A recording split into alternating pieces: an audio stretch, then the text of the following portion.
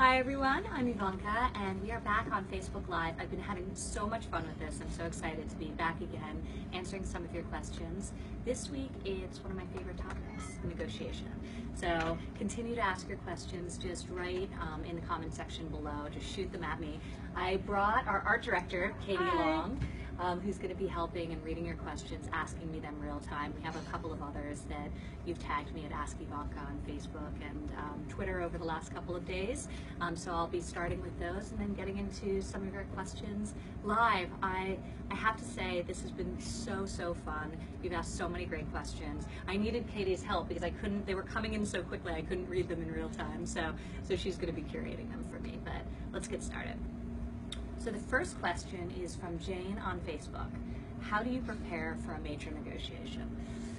So I think the key for negotiation and successful preparation is really getting your ducks in a row.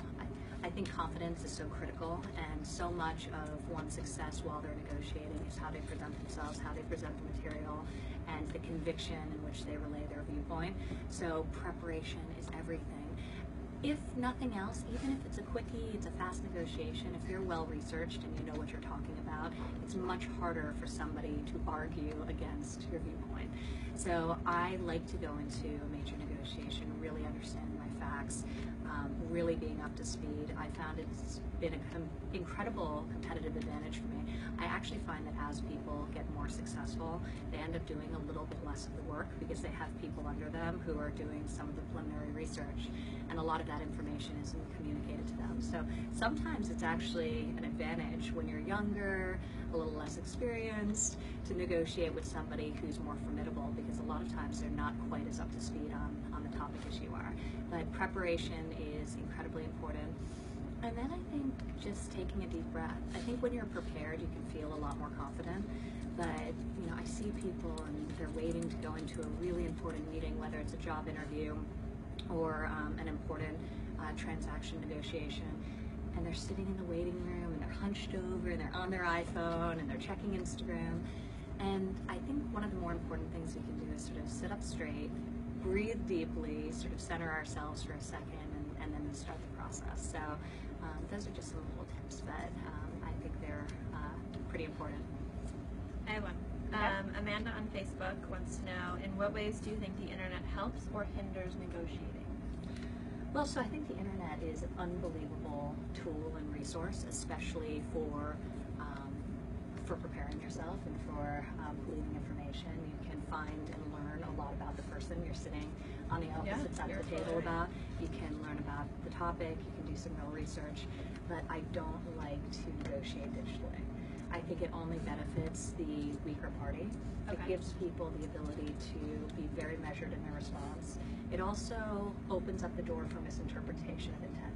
So somebody can send a one-line email that's a very nice, normal response, and the lack of an exclamation mark can make you feel paranoid that it's an authoritative statement. And so I find that there's so much room to misinterpret tone via email.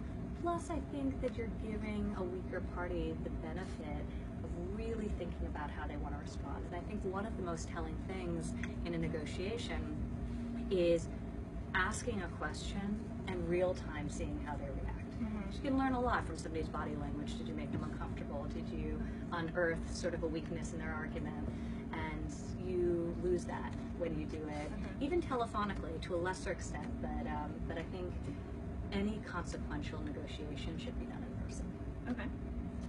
This one's a good one. Ooh. Okay, so we've got Anne on Twitter. How do you keep your personal feelings out of a negotiation? For example, if you really like the person.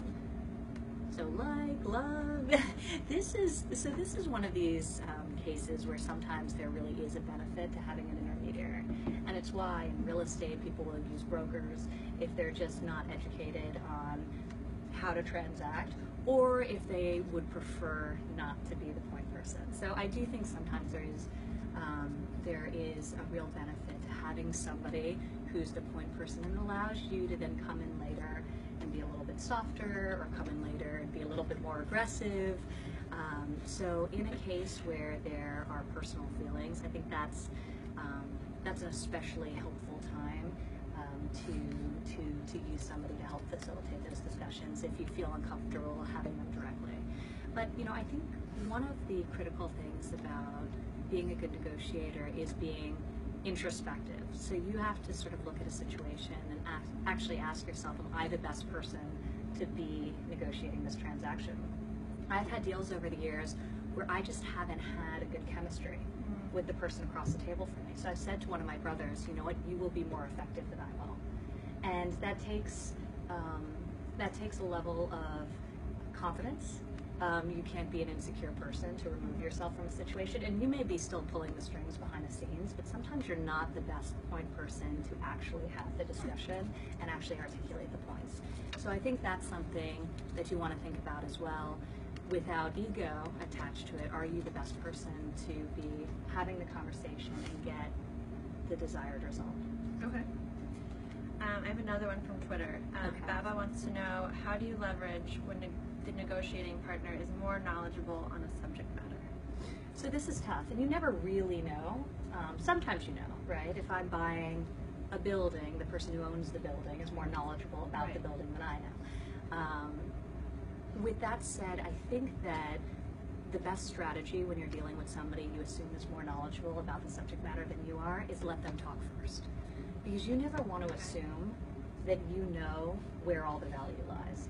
And I've had situations where I've thought that value is X, and it's much, much greater because they know about the potential and what can be done with an asset through a business plan that they've lived with over the course of many years. So when I'm less knowledgeable, I prefer to ask more questions.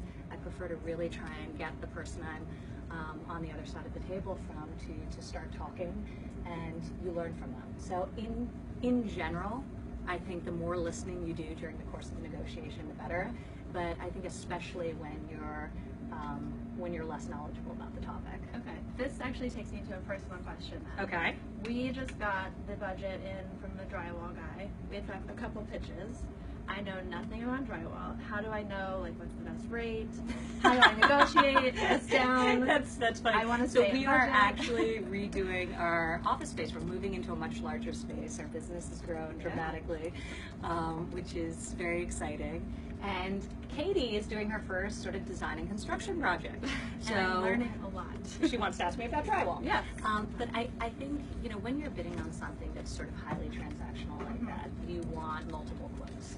Okay. So how I get comfortable with a number is for something, particularly in the construction trade, is I'll bid it out to 3 different drywall guys or girls, the same scope of work, and then they come in with their number, and if they're all coalescing around the same thing, great. Okay. If there's an extreme outlier, you want to understand why. Maybe your scope was wrong, maybe maybe that person's right and the others are not right. Okay. And then you have to decide. In some transactions it's really just about price. In others, quality matters and you're willing to pay a premium. But you can't really get a full lay of the land or confidence unless you really understand the industry and what's appropriate pricing, unless you have multiple options. Okay. So do a little more work. Get a few more bids. Okay. So I've got one from John on Twitter. Okay. When is the best time to walk away from a deal? So you should always be prepared to walk away for a deal that you don't want to transact, that is no longer a good deal. And sometimes that's really hard because you get emotionally invested in the end result and culminating something. Nobody likes to work really hard on a project and not see it through to completion. So I've known people who have done deals that they know aren't good deals any longer. They've been chiseled away. The spirit, the intent, or a lot of times through a negotiation, you learn that the person you're negotiating with, who's going to be an ongoing partner, has personality traits that you don't like, that they're not going to be a good partner in the long run. Those are the hardest, where you still like the deal, but you realize the partnership is set up to be flawed. And those are tough. So I've walked away from deals that economically would have been very beneficial, but I didn't feel comfortable with the partnership and who I was dealing with. So, I think you have to be willing to walk away. You have to constantly make assessments, and you have to constantly ask yourself, does this deal still make sense, despite the fact that it always iterates from where you start? And it takes discipline. Sometimes it's harder to walk away than it is to actually close it. Okay, we only have time for one more question. Okay. The last one comes from Facebook. How do you negotiate with colleagues without damaging relationships? So I think you have to be sensitive. So I think the biggest mistake people make when they think about the topic of negotiation is that it's purely transactional.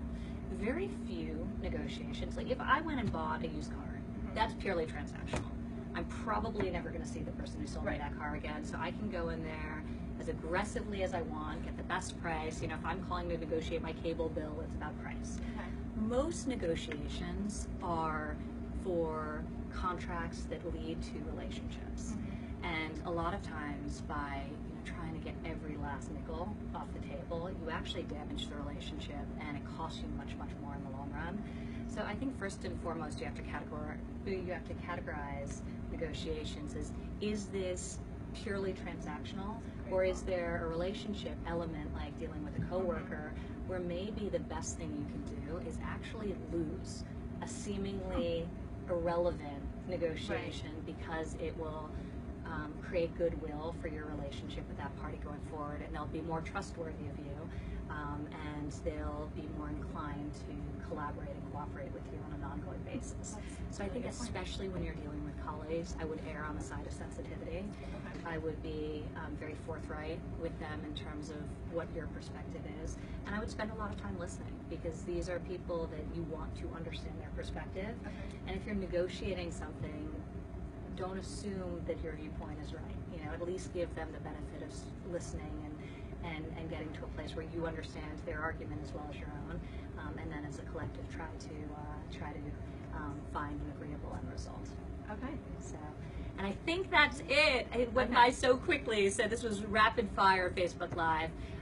This was a lot of fun. You can go to my site, IvankaTrump.com. We've done a ton of posts on negotiation. It's at the top of the homepage. And it's at the top of the homepage.